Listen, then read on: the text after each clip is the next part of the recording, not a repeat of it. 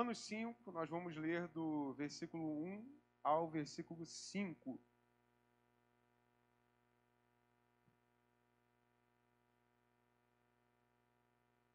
Amém? Todos acharam? É fácil, né?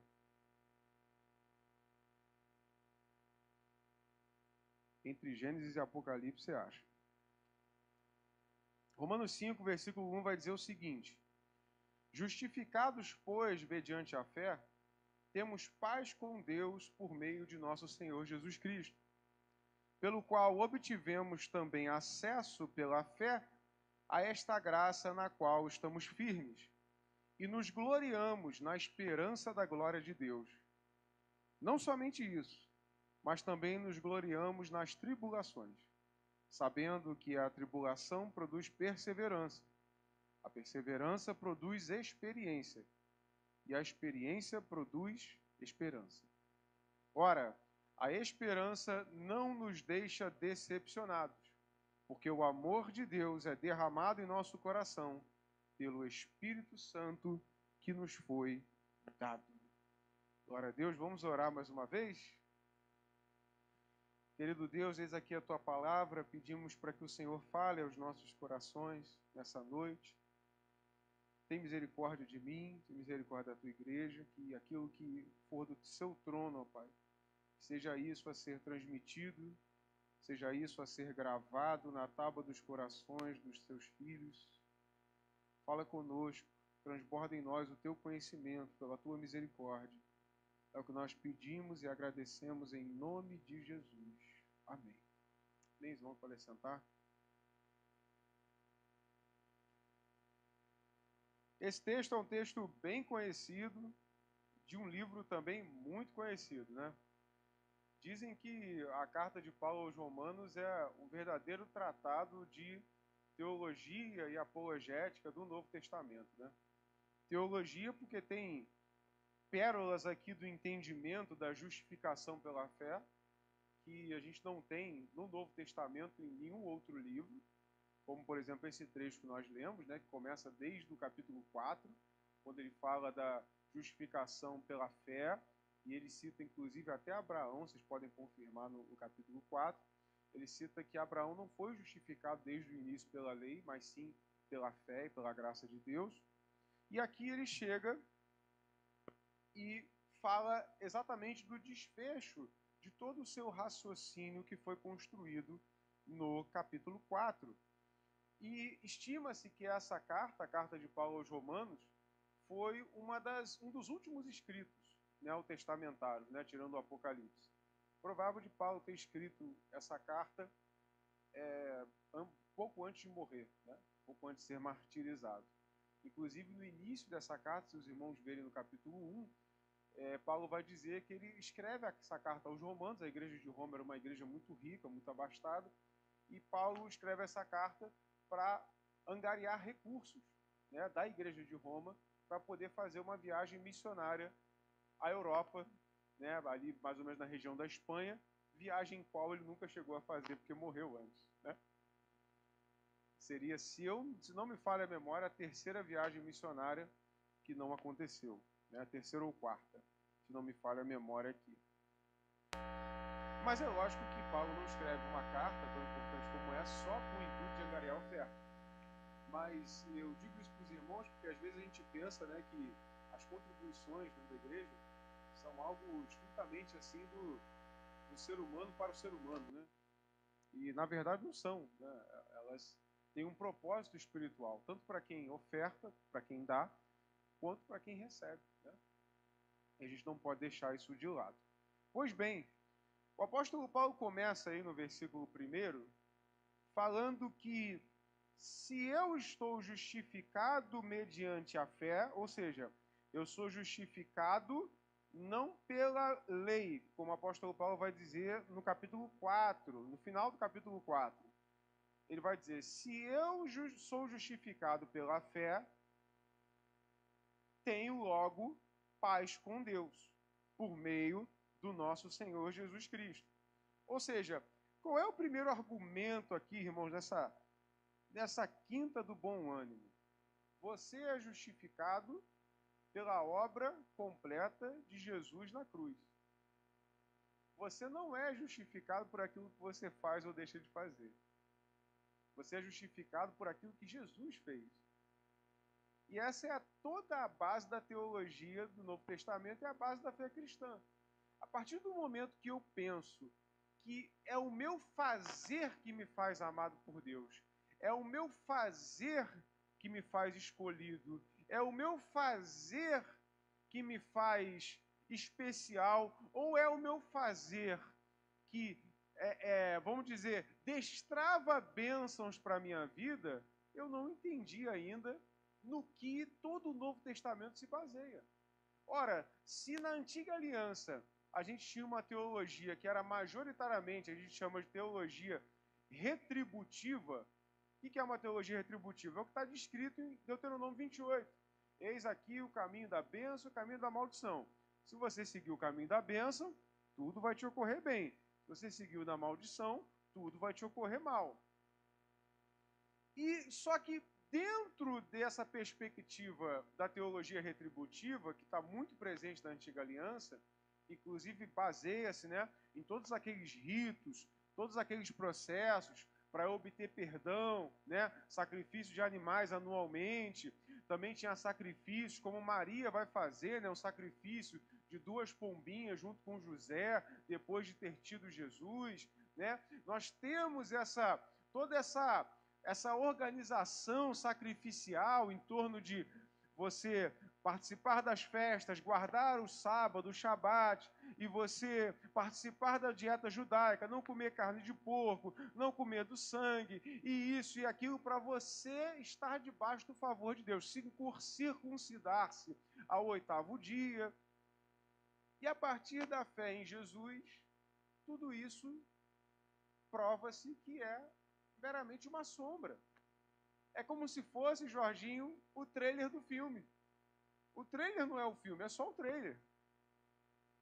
E aí, logo, tudo isso que ocorreu na Antiga Aliança, que a gente chama de Velho Testamento, né? Eu não gosto mais da palavra Velho Testamento, eu digo que é o Antigo, porque tem muita coisa ainda para se utilizar do Antigo Testamento para nós hoje. A gente não pode descartar o Antigo Testamento, porque ele aponta para Cristo e a redenção. Então, todas essas formas em que eu, pelo meu fazer, eu agrado a Deus, tudo isso cai por terra. Por quê? Porque tudo começa na minha caminhada cristã quando ele abre o meu coração. Quantos anos, talvez, né? Existem alguns irmãos aqui que nasceram na igreja, diz que quem nasce na igreja se converte depois, né? E eu acredito que seja verdade, porque filho de crente, crentinho não é. Não é. A gente instrui, hoje a fé dos meus filhos é a minha fé. Ele mimetiza aquilo que ele vê em mim. Vai chegar um tempo, uma idade da razão, aonde ele vai poder pensar por si só e tomar a sua decisão. E espero eu, e assim orei desde quando Camila me mostrou lá o teste positivo de gravidez, que eles sirvam o Senhor, vivam para a glória de Deus. Mas às vezes nós, por criarmos uma expectativa errada e fazermos uma leitura errada, uma interpretação errada da Escritura, a gente acaba pensando que as coisas são de outra maneira. A gente pensa assim, não, se é filho do pastor, vai ter que ser crente, né? Porque eu e minha casa serviremos ao Senhor, tá, gente? Aí a gente pega lá Josué, tira de contexto, faz uma salada. Josué não está falando que a família dele era de um jeito, depois vai passar a ser de outro. A família dele já estava querendo servir ao Senhor, e ele diz para o povo, eu não sei quem vocês vão servir, mas a minha família está servindo ao Senhor. Ele não está dizendo necessariamente que toda a família de um cristão vai ser cristã. Alguém pode dizer, pô, pastor, mas não, gente, mas isso simplesmente não é verdade. É uma diferença de outras religiões, quais nós não cremos que são verdadeiras, em que, por exemplo, existem religiões no mundo que o sujeito está fazendo lá 10, 15 filhos. Por quê? Porque ele quer encher o mundo de pessoas convictas daquela religião. Para nós não funciona dessa forma. Não adianta eu fazer muitos filhos para eu encher a igreja, né? Não é dessa forma que a graça de Deus opera nos corações. E tanto que a criança, ela não tem uma fé que lhe é própria, porque ela não é culpada de pecado nenhum. Portanto, se você for ver uma teologia de batismo infantil, só para eu explicar, já que eu entrei no assunto, você vai ver que a criança não se batiza, a gente não batiza uma criança sob perdão de pecados, mas como sinal da aliança. Da mesma forma como a circuncisão era no 8º dia, para marcar aquela criança como alguém que pertencia ao povo de Israel, assim também na nova aliança, batiza-se a criança para dizer, como sinal da aliança, de que ela pertence ao Senhor Jesus. São entendimentos que você pode discordar ou não, né? Mas o fato é que ela só vai poder pensar por si só quando chegar a essa dita idade da razão. A Igreja Católica, um tempo atrás, eu não sei se ainda é assim, ela entendia por 7 anos ser a idade da razão. Já nós entendemos mais pelos 12 anos. A ciência não está ajudando muito a gente, porque hoje em dia diz-se que é adolescente até os 24 anos. Daqui a pouco eu vou ser adolescente de novo, né? Porque do jeito que a ciência está indo, né? Vocês podem ver, tem notícia, inclusive, não, adolescência agora até os 24 anos. Mais uma desculpa para o vagabundo não deixar de ser vagabundo, né? Desculpem a expressão, mas é a verdade. Porque antigamente você tinha um sujeito de 14, 15, 16 anos já tomando tino para a vida e trabalhando. E ganhando o seu, e ajudando em casa. Hoje em dia você tem um monte que fica ali sentado, né? Dentro de casa sem fazer nada para ninguém. E acha que é o máximo. E acha que é uma maravilha, né? Voltando aqui, explicando essa justificação pela fé, então, a nossa fé, ela não está baseada, a nossa salvação, a nossa justificação, ela não está baseada naquilo que eu fiz, mas naquilo que Jesus fez. Aí você pode pensar assim, pastor, mas onde é que eu entro nessa história? Onde é que você entra é que, se a sua conversão foi verdadeira, você vai demonstrar frutos dignos de arrependimento. Mas não é o fruto que me garante a bênção. A bênção já me foi garantida em Cristo Jesus. A glória é dele, o mérito é dele. Ele operou poderosa salvação em nós. E a partir daí, os frutos que nós entregamos nos diz se verdadeiramente fomos alcançados ou não. Mais uma prova do meu argumento é que Jesus disse que o trigo cresce junto com quem? E ele diz, deixa os dois crescerem juntos. Vai chegar o tempo de arrancar. Se a gente tentar arrancar agora, o que Jesus diz? Você vai acabar arrancando o trigo junto. Mas deixa crescer. Quando os dois estiverem no patamar onde devem, a gente vai arrancar. O trigo vai ser o que vai dar fruto e o joio vai ser queimado no fogo. Ou seja, ele está dizendo que no meio da multidão daqueles que se dizem crentes, há de fato pessoas que não o são. Não são crentes. Mas também Jesus está nos dizendo, e a justificação pela fé prova isso, que se eu for um fiscal da salvação alheia, eu posso acertar o trigo junto com o joio. Não, eu vou arrancar esse aqui porque esse aqui é joio. O juízo não é meu. Eu não posso arrancar joio. Quem conhece o coração e a mente do ser humano é o Senhor. Por isso que ele diz, considere os outros superiores a si mesmo. Sirvam uns aos outros. Aquele que quiser ser o maior, sirva a todos. Jesus que lavou os pés dos discípulos, ficou nu numa cruz, foi cuspido, maltratado, morto pelo seu próprio povo, o povo pelo qual ele se despiu da sua glória para vir até a terra. Foi esse o povo que falou, crucifica. Esse Jesus sublime, maravilhoso, é o Jesus que, assim como o Pai, não compartilha a sua glória com ninguém. Portanto, pode ser que na sua caminhada cristã, você esteja talvez pregando errado. quando você diz que você se esforçou, ou que você fez, ou que você tomou uma decisão, quando na verdade você devia ter dado essa glória para Jesus e dizer: Jesus fez uma obra em mim, Jesus operou salvação em mim, Jesus transformou meu coração, Jesus quebrou meu coração de pedra e me deu um coração de carne. Mas pastor, nós não pregamos? Esse é o grande paradoxo da fé cristã. A gente prega, a gente faz oração, a gente faz jejum, a gente vem à igreja, a gente compartilha o pão, a gente faz tudo que a gente faz, mas no final a gente diz: a glória não é minha, a glória é de Deus. Esse é o segredo, irmãos. Porque quando eu digo que eu fiz, eu me esforcei e eu faço, eu estou tirando a espiritualidade da conversão. A conversão não é simplesmente uma mudança de hábitos.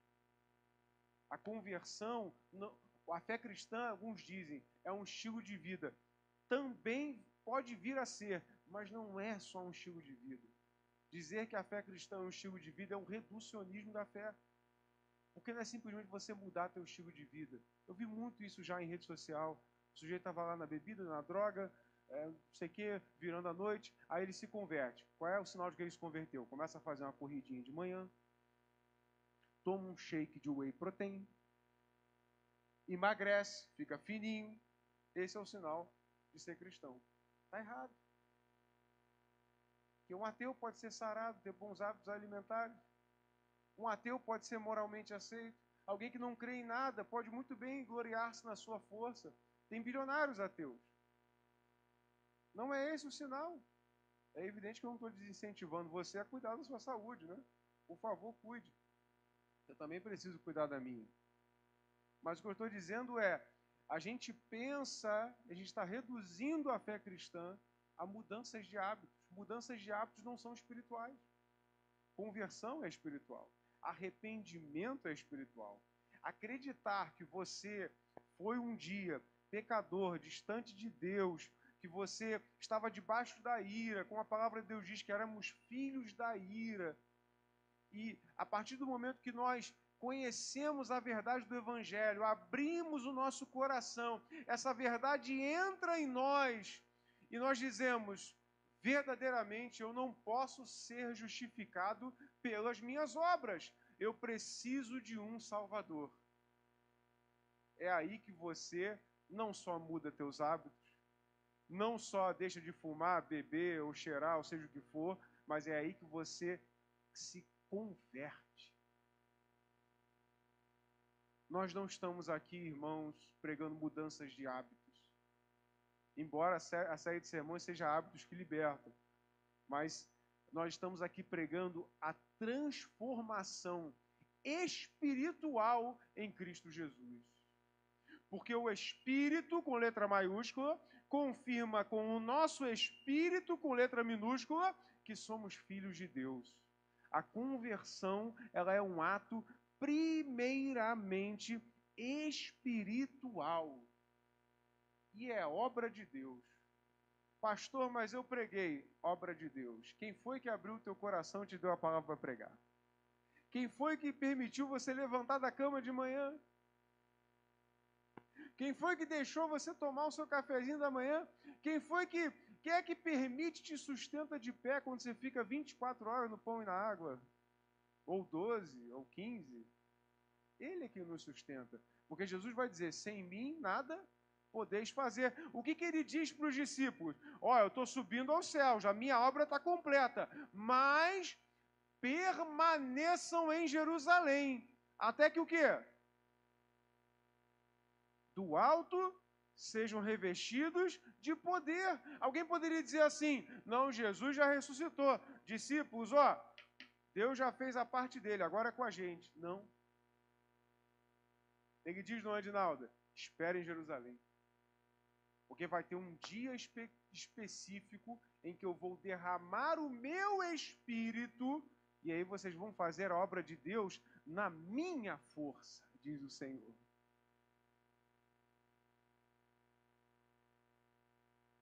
A justificação pela fé, amados, ela precisa reproduzir em nós esse nível de dependência de Deus. Se eu acreditar que a conversão de alguém ao meu redor depende de mim, eu vou viver frustrado. Mas é obra de Deus. Só se preocupe em dar bom testemunho.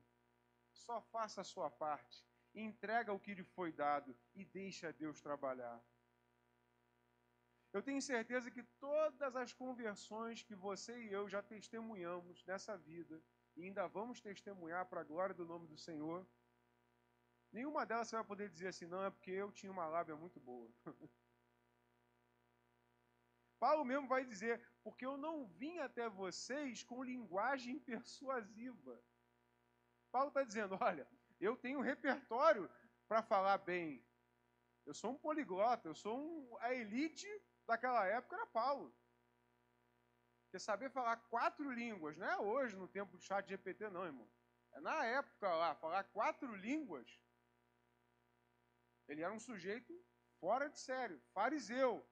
Ou seja, um sujeito muito bem estudado. E ele está dizendo, eu não vim até vocês com linguagem persuasiva. Eu vim com poder de Deus. Porque o reino de Deus não consiste em palavra, mas em poder. E eu duvido que você, com a sua força, nem eu com a minha, consiga produzir algum poder. Para ter poder é só em Deus. É só no Espírito Santo. Nunca se esqueça disso. Isso é a justificação pela fé. Eu abro mão da glória que há nas minhas obras e me derramo diante de Jesus, sabendo que Ele é quem me concede essa justificação. Ele é quem nos justifica. E aí ele diz que debaixo dessa justificação temos paz com Deus por meio do nosso Senhor Jesus Cristo. Percebam que ele faz questão de dizer assim, temos paz com Deus por meio de Jesus. Porque alguém pode dizer assim, não, eu tenho paz com Deus. Um judeu pode ler essa carta e dizer, não, eu também tenho paz com Deus. É só eu ter fé, não é pela obra? Eu tenho paz com Deus. Não é só paz com Deus. Não é só ter fé. Não, você tem que entender que Jesus é o caminho para essa fé. Porque Ele é o único caminho, a verdade e a vida. Não tem outro. Jesus é um só.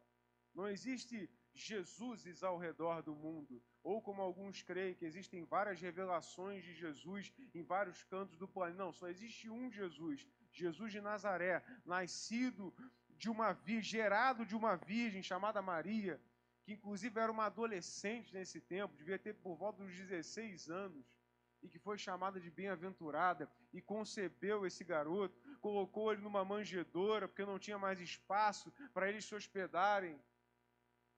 Cresceu em estatura, sabedoria, graça, diante de Deus e dos homens, e aos 30 anos começou o seu ministério, quando foi batizado por João Batista. E então João Batista viu descer do céu com uma forma de uma pomba, e uma voz dizendo, esse é o meu filho amado, em quem me comprazo. Só existe esse. Versículo 2, pelo qual obtivemos também acesso a essa fé, pela fé, perdão, a esta graça na qual estamos firmes e nos gloriamos na esperança da glória de Deus. Nós temos acesso,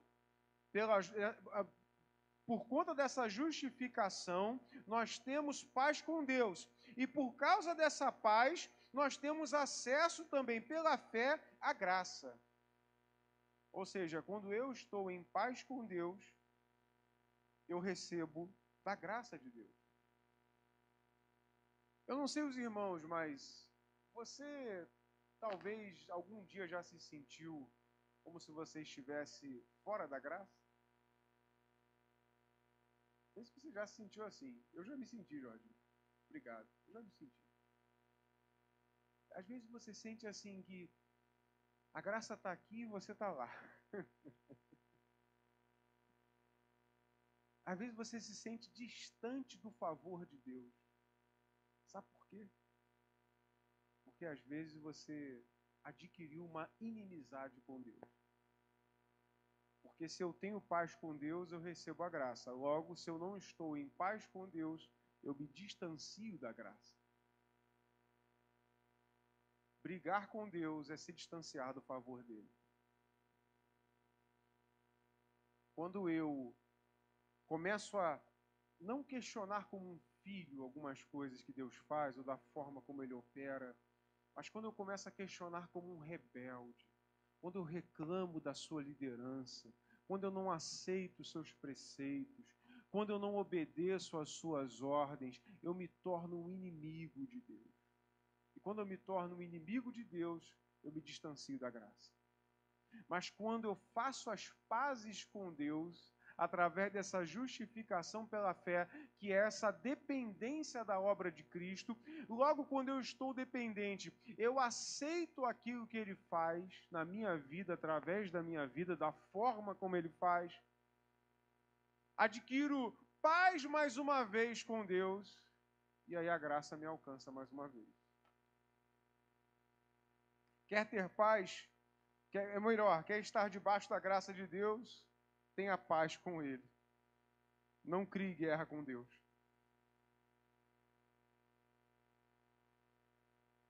Às vezes, um filho fica enfermo, ou um parente, ou às vezes até falece um ente querido. E às vezes a gente cria uma inimizade com Deus. Por que, Deus? Ô Senhor, não é possível, eu não aceito. Não pode ser assim. Quando é o questionamento de um filho, Deus recebe como um pai. E Ele entende que às vezes a gente fica indignado porque não entende algumas coisas. E Deus aceita os nossos não entendimentos de algumas coisas. Mas esse não entendimento não pode virar rebeldia. Porque no enterro de um ente querido seu, também é uma oportunidade para você pregar o Evangelho.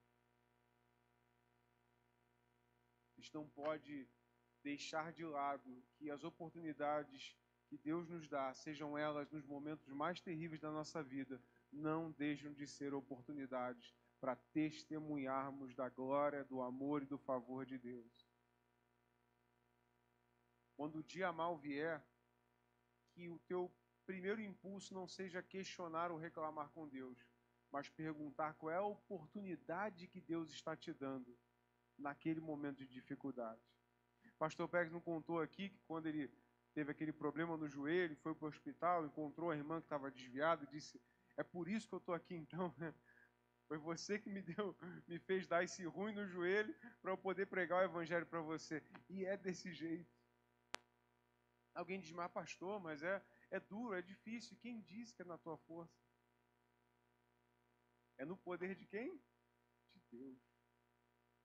Por isso que às vezes Deus quebra uma patinha nossa, quebra uma perna nossa. Por isso que às vezes Deus, Jorginho, deixa a gente apertar um pouquinho a situação financeira. Porque Ele sabe que essas dificuldades vão fazer-nos colocar as coisas no lugar. Pode ver, irmãos, quantos irmãos, quando estão com um momento de dificuldade, frequentam todos os cultos. Estão aqui em todas as reuniões, não tem tempo ruim. Não, porque eu quero pedir oração para o fulano, que a gente vai fazer uma corrente de oração. Fulano fica bem, e o fulano, e o outro fulano, ó, fica zen.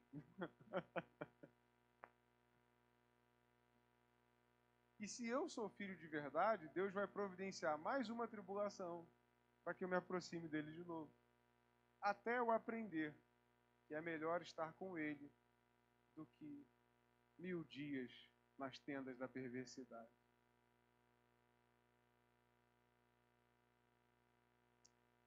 Nessa graça, estamos firmes e nos gloriamos na esperança da glória de Deus. Então, no que o crente deve se gloriar? Pô, pastor, eu não posso me gloriar em nada, ou seja, eu não posso me exaltar em nada? O apóstolo Paulo vai dizer, pode sim. Você se gloria na esperança da glória de Deus. Que esperança é essa? É a esperança da glória de Deus se manifestar no último dia, na eternidade. O que ele está falando aqui? Essa glória de Deus, ele está falando do dia do Senhor. Então eu me glorio nessa esperança. Eu consigo me alegrar em meio às tribulações, os problemas, as situações adversas, a falta de dinheiro, o desemprego, porque eu posso me gloriar nessa esperança. Ainda que tudo me vá mal aqui nessa terra, eu sei que eu espero uma redenção gloriosa em Cristo Jesus. E vou encontrá-lo na eternidade. Alguém mais? E essa, amados, tem que ser a nossa alegria. No que eu me alegro? Eu me alegro porque eu lembro todos os dias de que Jesus vai voltar.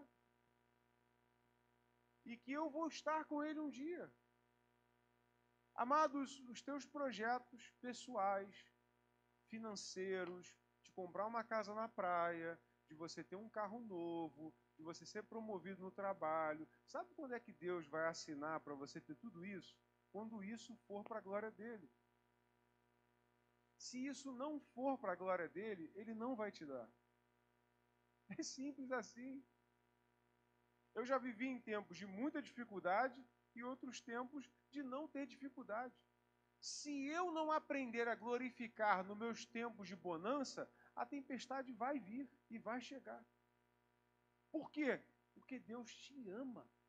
E isso vai estar representado aqui no versículo 3. Ele vai dizer, não só me glorie na esperança da glória de Deus, ou seja, na volta dele. Nós também nos gloriamos nas... gloriamos nas tribulações. Meu pai. Alguém aqui? Não. Amados, isso não é uma exclusividade de Paulo, porque ele está dizendo assim, nos gloriamos. Paulo não andava sozinho. Paulo não escrevia sozinho. Paulo não passou por tribulações sozinho. Paulo andou com Barnabé, Paulo andou com Silas, Paulo andou com João Marcos, Paulo andou com Lucas. E demais pessoas que ele deixou na liderança das igrejas, por onde ele estabeleceu. Ele não diz, eu me glorio na tribulação, ele diz, nós nos gloriamos na tribulação, porque Paulo não foi o único a se gloriar em tribulação. Se você observar a história da igreja, você vai ver que onde houve martírio de cristãos, houve glória de Deus, houve alegria em meio ao sofrimento. Porque Deus concede para nós que quando nós estamos nos piores momentos da nossa vida, nós conseguimos enxergar Deus com mais clareza. Nós vemos Ele de uma forma que nós nunca vimos antes. Jó testemunhou isso. Antes da tribulação, Jó amava a Deus, entregava seu sacrifício, entregava sacrifício pelos filhos, mas depois da tribulação ele diz, antes eu te conhecia só de ouvir falar. Hoje meus olhos te veem. É evidente que Jó não viu Deus, porque ninguém pode ver a Deus. Mas é uma figura de linguagem num livro que é altamente poético para mostrar para nós que o entendimento dele de Deus se tornou diferente. A expectativa de Deus não é que você permaneça para sempre em tribulação. Não sei pelo que você está passando. Qual o nível de dificuldade, seja de financeira, de saúde, ou com parentes, ou não sei o que você passa, mas a expectativa não é que você fique muito tempo nessa condição. Mas Deus quer que você aprenda algo no meio disso.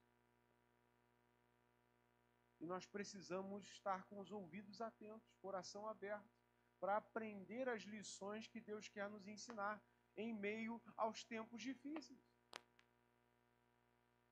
E ele diz, nós nos gloriamos na tribulação. Quer ver um exemplo disso? Quando eles foram para a prisão, Paulo e Silas chegaram lá no cárcere inferior, depois de ter tomado uns 3 tapas na cara, irmã Leila, e lá no cárcere inferior, onde os dejetos dos cárceres superiores desciam até eles, eles começaram o quê? Louvar o Senhor. Isso era uma verdade na vida deles. Silas era apóstolo? Era? Tem apóstolo Silas? Tem apóstola Blandina de Leão? Não. Apóstolo Policarpo de Esmirna? Não. Apóstolo John Huss? Não. Todos eles morreram na fé. E morreram martirizados.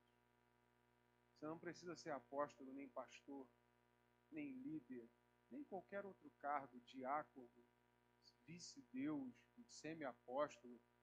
Nada disso para você ser fiel a Deus. Você só precisa aproveitar as oportunidades, colocar o seu coração em Deus e entender que você é filho dele.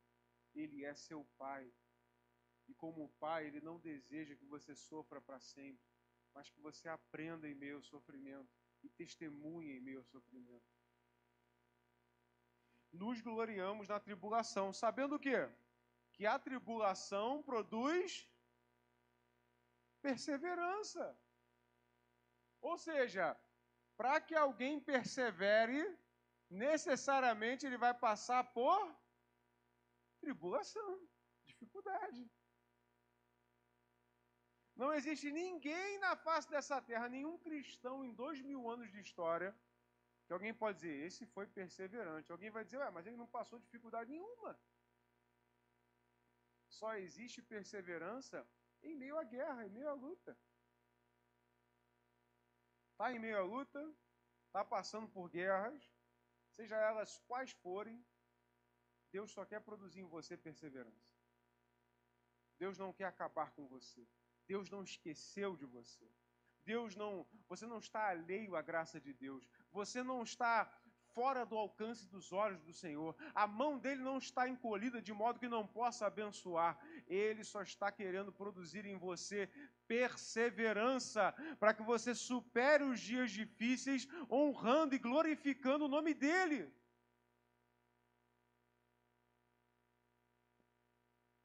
E a perseverança produz experiência. Antes da esperança, Jorginho, também. Antes da esperança, ela produz experiência. Amados, eu não sei os irmãos, mas na minha área de atuação, que é a engenharia, né, sobretudo a engenharia elétrica, eu já conheci técnicos que sabiam muito mais do que engenheiros. Eu já conheci pedreiros que sabiam muito mais que engenheiros. Eu já trabalhei em obra, irmão, que o engenheiro chegava e falava, não, mas o projeto é esse aqui. A pedreira falava assim, isso aqui não vai dar certo não, senhor. Aí eu tinha um engenheiro lá, que era o dono da obra, né? Ele falava assim, não, pode fazer o que você quiser, cara, confio em você. Muda o projeto aí. E dava certo. E se fizesse do outro jeito, daria errado. Porque poucas coisas superam a experiência. Tanto que existe um movimento hoje no mercado de trabalho que antes muitas pessoas eram vítimas de etarismo. O que é o etarismo? É quando você não contrata uma pessoa por ela ter a idade avançada, né? Então, uma pessoa quando passa dos 50, 60 anos, dificilmente ela é contratada hoje em dia. Hoje está começando um movimento em que, por valorizar a experiência, estão contratando pessoas mais velhas ao invés das mais novas. Primeiro porque as mais novas não querem nada com nada, né? Começa por aí, né? Eu queria saber onde está essa fábrica de produzir vagabundo, para a gente destruir ela, Jorginho. Chega lá com uma bazuca, um rifle, uma granada. A fábrica de vagabundo a gente destruir ela, porque está difícil, né? E eles estão entendendo que os mais experientes estão querendo trabalhar, têm vontade de trabalhar e as empresas não dão oportunidade. Poucas coisas nessa vida superam a experiência. Quão bom, irmãos, é você estar no meio da congregação e você pode ter até um pastor novinho como eu, mas você tem um irmão no meio da congregação experiente, que é capaz de te dar conselhos formidáveis. Eu pastoreei a igreja de Jardim Oceânico. Se você juntar a idade de todos os irmãos, você remonta à época dos dinossauros. É uma igreja de idosos, né? Mas como eu aprendi com aqueles idosos? Existem jovens hoje que dizem assim, não, eu troquei de igreja porque na minha igreja tinha muita gente de idade. Eu falei para um esses dias, né? Eu falei, ué, você não aproveitou para aprender com eles, não? Tenha, ó, cabeça, filho. Você está com gente mais velha do que você, aproveita para aprender, rapaz. Não, eu quero estar com pessoas da minha idade. Eu nunca acreditei nessa bobagem, irmão. Nunca acreditei. Eu acho que eu realmente eu Eu sou um velho no corpo de um homem, né? Mas assim, eu sempre achei uma bobagem. Sempre achei uma bobagem. Ah, porque, não, eu vou lá para a igreja tal, porque lá tem pessoas da idade do meu pequeno Timothy. Tadinho do pequeno Timothy, né, irmão? Meu Deus, se ele ficar com gente mais velha, ele vai atrofiar os músculos, né? A oportunidade dele ser mais sábio, de aprender, de ir além, de ir à frente, de ser um homem. Não, você quer deixar ele num lugar onde vão infantilizar ele mais. Ao invés de preservar ele no local onde ele vai aprender a ser melhor. Eu lembro, amados, quando eu já era um adulto, eu conversava com o pastor Lucas. O pastor Lucas é, sei lá, 6 anos, 7 anos mais novo do que eu. Era um adolescente, um pré-adolescente na época. Eu conversava com ele como se ele fosse um adulto. Já tinha outra cabeça. Aí hoje em dia a gente não.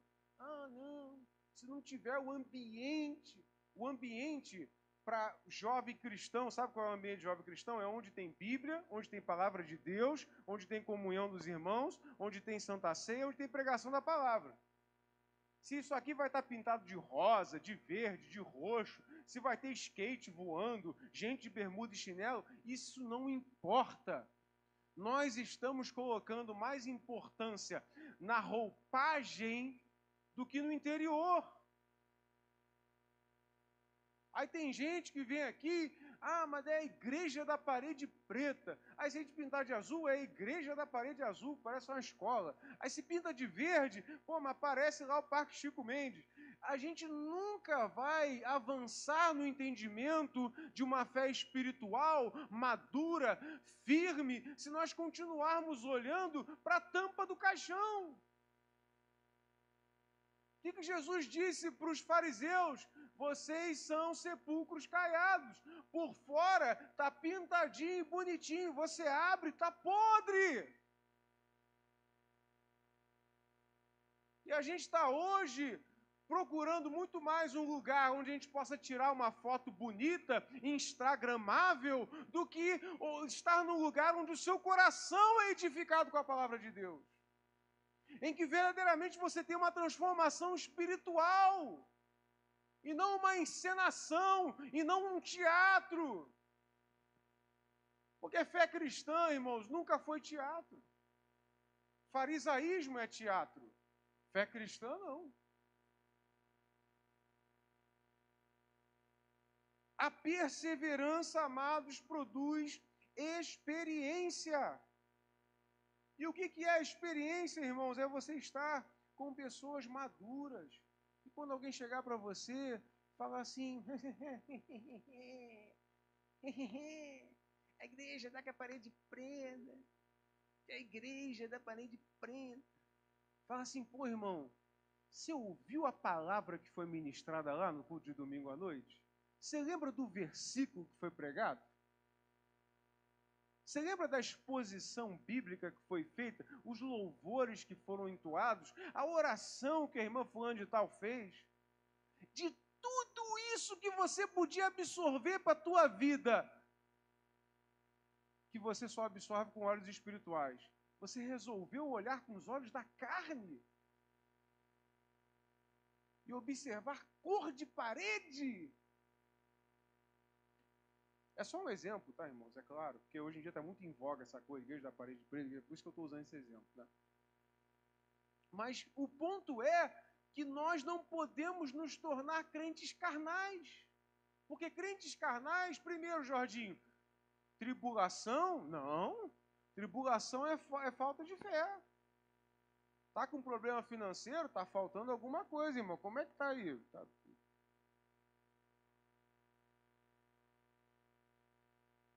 Enquanto isso, está lá o apóstolo Paulo escrevendo: sei viver de todas as formas. Sei ter abundância, sei ter escassez. Já tive vestido e já estive nu. Já tive isso e já tive aquilo. Já andei no barco, já naufraguei no barco. Tudo posso naquele que me fortalece. Todas as experiências que Paulo narrou foram dentro da sua conversão, dentro de um ambiente onde ele já era crente. Ou seja, ele crente, foi rico, foi pobre, andou vestido, andou nu, passou no barco, passou no naufrágio. e em tudo ele ainda era crente e fiel a Deus. De onde que nós tiramos isso? Da maldita teologia da prosperidade, que hoje evoluiu, né? O Pokémon evoluiu. Agora é teologia do coach, né? Daqui a pouco vão inventar mais um Pokémon aí para botar dentro da igreja. A gente vai inventar alguma coisa, porque tem sempre um sacerdote igual ao Arão, né? Que quer dar o que o povo pediu dar. Hoje as pessoas estão vendo que o lance do momento não é mais aquela coisa, simplesmente falar de prosperidade, porque já está começando a pegar mal. Muita gente bateu nisso. Agora vamos falar de quê? Vamos falar de inteligência emocional, Michel. Inteligência emocional. Excelente você ter inteligência emocional. Mas sabe o que é mais excelente ainda? Você ser transformado pelo Evangelho do nosso Senhor Jesus Cristo. Que quando o teu espírito é transformado, a palavra do Senhor vai dizer que aquele que crê no Senhor tem o rosto fica até mais bonito. Quantas pessoas se converteram ao Evangelho e ninguém precisou falar nada. Ela mesmo mudou os hábitos da vida dela. Ela mesmo transformou o seu caminhar. Eu me lembro quando eu me converti, a minha igreja, a Igreja Metodista da Freguesia, não falava que eu tinha que fazer isso, fazer aquilo, largar isso, largar aquilo. Eu mesmo, pelo Espírito Santo falando no meu coração, eu pude observar onde é que estavam as lacunas da minha vida. Aí hoje a gente está muito preocupado. Meu Deus, você viu lá? Exemplo, tá, irmão? Pastor Tiago chegando de pijama na igreja. Você viu lá, irmão, que os irmãos do louvor estão lá louvando. Ai, meu Deus. Estão rindo no altar. Meu Deus, estão rindo no altar, Jesus. Vai acabar o altar, acabaram com o altar. Por quê? Porque a gente está feliz no altar. A gente se incomoda com tudo. Tudo é um problema. Quando a gente, na verdade, devia estar mais preocupado com os pecados do nosso coração. Olhar menos para o outro, olhar mais para si. A tribulação vai produzir em mim perseverança, a perseverança vai produzir experiência, e a experiência vai produzir esperança. Olha que bênção, irmãos. Para você ser um crente esperançoso no Senhor, você precisa passar pela tribulação. A tribulação vai gerar em você perseverança. A perseverança vai produzir experiência e a experiência vai te gerar esperança. Aí eu te pergunto, em qual fase da vida você está? Você está na fase de estar atribulado? Você está na fase de perseverar em meio à tribulação? Você já é um crente que está na fase de estar experimentado e perseverante após a tribulação? Ou você em tudo já está olhando para Jesus e Ele glorificado, descendo naquele cavalo branco, sabendo que desse mundo aqui tudo vai ficar e você vai? Em qual fase você está? E uma coisa Paulo vai dizer para nós encerrarmos: a esperança não nos deixa decepcionados. Já sofreu decepções na igreja? Já sofreu decepções na igreja? Eu também. Sabe por quê? Porque não estávamos na esperança. Se estivéssemos na esperança, Jorginho, olhando para Jesus, a decepção não ia inundar o nosso coração. A esperança não nos deixa decepcionados, porque o amor de Deus é derramado em nosso coração pelo Espírito Santo que nos foi dado. Ou em outras traduções, que foi outorgado, né? Se você está andando em um estágio de se decepcionar com os irmãos da igreja, falta para você um caminho de tribulação até a esperança. Você vai dizer, pastor, eu conheço crentes que viveram uma vida muito tranquila do início até o fim. E aí eu vou te dizer, você não conhece o coração daquele crente. Porque nem toda luta é visível. Tem lutas que a gente trava dentro da nossa mente, do nosso coração, que ninguém conhece. Não são visíveis. Não são enfermidades. Não são doenças. Às vezes o sujeito administrou bem suas finanças, se programou, nunca teve problema de dinheiro. Nunca teve demais, mas também nunca faltou. Só que dentro do coração, todos nós temos lutas. Todos. E se nós golpearmos o irmão sem entregar ele a quem sonda o coração dele, podemos cada vez mais ser produtores de feridas uns dos outros. E ao invés de ajudarmos os irmãos nas lutas que eles têm dentro dos seus corações, nós vamos agravar mais ainda aquelas lutas, aqueles conflitos. Portanto, amados, saiba isso. Quer você esteja passando por tribulação ou não, quer você seja um crente esperançoso ou não, quer você esteja num estágio de decepção ou não, saiba que a palavra de Deus para a tua vida hoje é: dependa dele. Entrega o teu caminho ao Senhor, confia nele e ele o fará. Entrega o teu caminho ao Senhor, confia nele e ele o fará. Salmo 37, versículos 4 e 5. Agrada-te do Senhor, ele satisfará o desejo do teu coração. Entrega o teu caminho ao Senhor, confia nele, ele o fará. Se você está no estágio de decepção com a igreja, volte para a perseverança.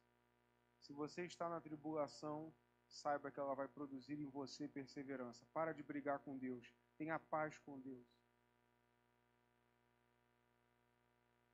Eu me lembro da época que eu ia me casar, irmão, para a gente terminar.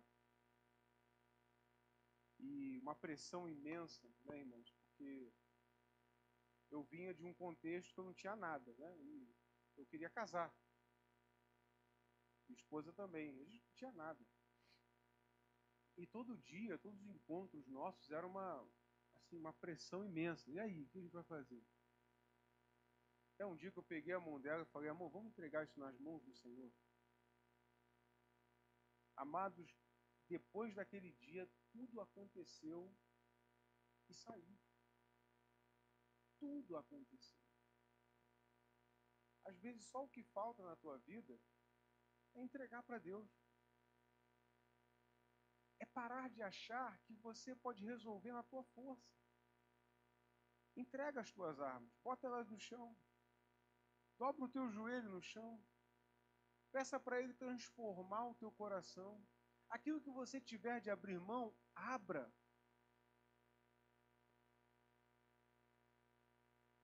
Eu passei dos meus 18 até 2 anos atrás, 31, eu passei 13 anos da minha vida, já citei isso para os irmãos, sem ter carro. Todo dia passava um irmão e falava, você tem que ter carro. Você tem que ter carro. Você tem que tirar a carteira. Você tem que ter carro. Você tem que tirar a carteira. Você tem que ter carro. Eu falava assim, eu sei, filho. Mas enquanto os irmãos estavam falando isso, e alguns vivendo no aluguel, eu estava construindo minha casa.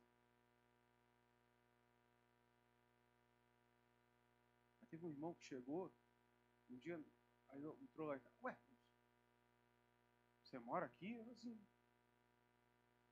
eu sei das minhas prioridades. E você também tem que saber das suas. Você tem que saber que você não deve satisfação a ninguém. A tua conta tem que fechar para você agradar o coração de Deus. Porque você ficar devendo todo mundo para agradar homens não agrada a Deus. Importa mais agradar a Deus do que aos homens. Eu ouvi muito de pessoas que nunca moveram o dedo para me ajudar em nada, até porque nem sabiam o que eu passava. Por isso nem os culpo, nem os culpo. Que alguns falavam até com boa intenção. O problema não é esse, o problema é você precisa focar. Eu não estou falando de dinheiro, eu estou falando de vida com Deus. E a sua vida com Deus vai passar pelo dinheiro, mas não só. Eu te convido nessa noite, meu irmão e minha irmã, a viver uma vida de esperança em Jesus, na sua palavra, confiando nele, sabendo que, como Paulo disse, essa esperança não vai te decepcionar. Justificado pela fé, tendo paz com Deus e passando por tribulações que produzem esperança. Dessa forma, nós viveremos uma vida felizes na presença de Deus vivo. Está em guerra com Deus? Difícil falar isso no altar, né? Está em guerra com Deus, pastor? Crente? Sim, tem muito crente que entra em guerra com Deus. Tem gente até que chega a dizer assim, não, pastor, porque eu estou igual Jacó, lutando com um anjo até ele me dar a bênção. Eu falo assim, boa sorte. Vai, luta, vai. Luta com Deus, vai lá. Vai ser legal. Depois você me diz o resultado. Né? Eu prefiro botar meu joelho no chão e falar, Senhor, se aprouver o Senhor pela sua misericórdia, o Senhor pode me dar isso? Aí, alguns dizem assim, né? Não, mas você tem que dar ordem pelo não sei o quê. Amados, são incontáveis as histórias que eu tenho de pessoas que me pediram oração para curar a enfermidade. Falei, Senhor, pela sua misericórdia, se for da sua vontade, cura essa pessoa em nome de Jesus. No dia seguinte a pessoa me ligar e falar, fulano está curado. Não é a gente cruzando a nossa linha entre servo e senhor. Ah, mas ele é meu pai. E você fala desse jeito para o seu pai? Acho que não. Pelo menos não deveria. Faça o que você tem que fazer, da forma como Deus te ensinou a fazer, da forma que agrada o coração dele. Ele vai te ouvir. Ele vai te responder. Ele é seu pai. Ele não te abandona. Mas esteja justificado pela fé. Faz as pazes com Deus. E deixa que a esperança seja produzida no seu coração. Essa nunca vai te decepcionar. Te convido à oração nesse momento, irmãos. Nós louvarmos. Queria que você, não sei se essa palavra falou contigo de alguma maneira, mas se ela falou contigo, eu te convido a orar nesse sentido. Não pelo que você diz assim, pô, fulano tinha que estar aqui. Não. Quem tinha que estar aqui está. Deus quer falar alguma coisa contigo, assim como fala comigo. E nós devemos ouvir a sua voz. Se hoje ouvirem a voz do Senhor, seu Deus, não endureçam seus corações.